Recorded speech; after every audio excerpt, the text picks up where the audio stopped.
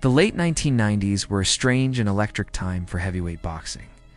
A period where mythology, nostalgia, and spectacle often collided in ways that felt impossible on paper but irresistible in practice.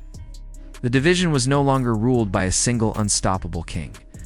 Mike Tyson's aura had fractured. Legends from earlier eras were refusing to fade quietly, and the sport was searching for something that felt larger than life again.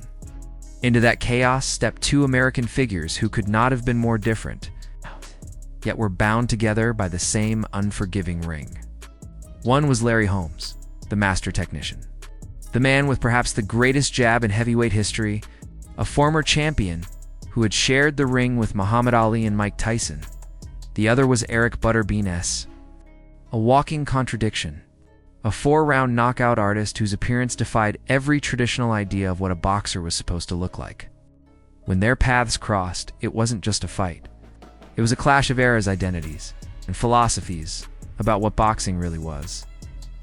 To understand why this matchup mattered at all, you have to return to the wild atmosphere of heavyweight boxing in the 1990s. This was an era fueled by bravado and unfinished business. Fighters talked openly about legacies, revenge, and fear. Tyson was still the measuring stick, the man everyone referenced whether they were facing him or not.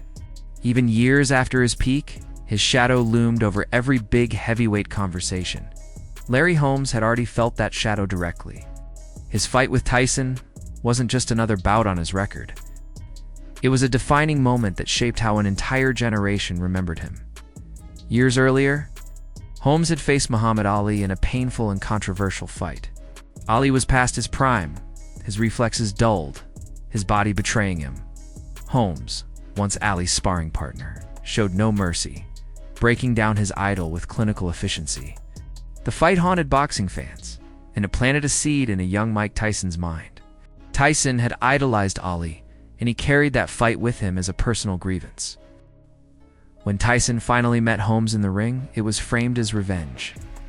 As a passing of the torch delivered with terrifying violence, Holmes tried to fight back with experience and courage, but Tyson's speed and power were overwhelming.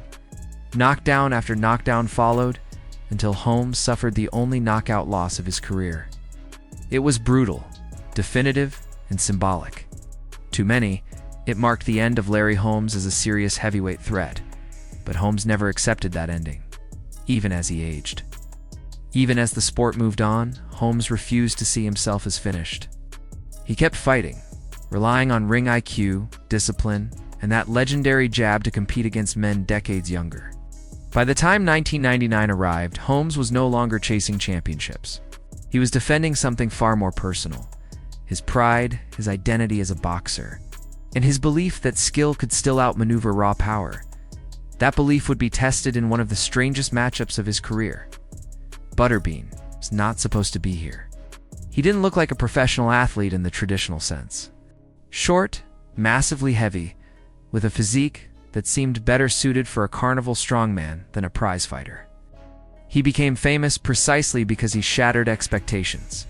Butterbean was built for violence in short bursts. 4 rounds were his kingdom. Within that limited time, he was devastating. He didn't dance, didn't finesse, and didn't pretend to be something he wasn't. He walked forward and threw bombs, daring opponents to survive. Fans loved him because he felt honest. In an era of trash talk and manufactured personas, Butterbean was exactly what he appeared to be: a brawler with thunder in both hands. His fights were events not because of technical beauty, but because of the promise of chaos. When Butterbean fought, someone usually fell. So when the offer came for Butterbean to fight Larry Holmes, it felt like boxing leaning fully into its own absurdity. A former heavyweight champion, nearly 50 years old, with one of the most refined skill sets in the sport's history, versus a 4-round knockout specialist whose entire strategy revolved around landing one clean shot. On paper, it was a curiosity. In reality, it was a dangerous gamble for both men. From the opening bell, the contrast was immediately visible. Holmes moved like a veteran who had seen everything. He circled, measured distance, and pumped his jab with precision. Butterbean, meanwhile, planted himself in the ring like an immovable object, stalking forward, waiting for the moment to unleash his power. There was tension in every exchange because everyone knew the same truth. Holmes could outbox Butterbean for minutes at a time, but all it took was one mistake. Holmes understood this better than anyone. He had spent a lifetime neutralizing punchers, breaking them down with discipline and patience. His jabs snapped out again and again, disrupting Butterbean's rhythm and forcing him to reset. Butterbean, for his part, didn't rush recklessly. He waited, tried to lure Holmes into range, motioning for him to step in, looking for the opening that would let him throw his overhand right.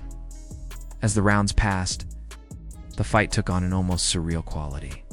This wasn't the 4-round shootout Butterbean was known for. It wasn't the kind of aggressive exchange some fans hoped for.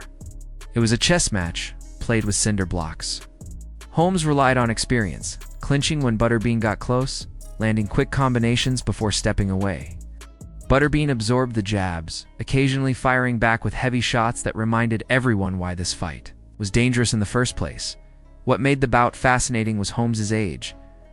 At over 50, he was still moving, still thinking, still executing a game plan against a man who could end the night with a single punch.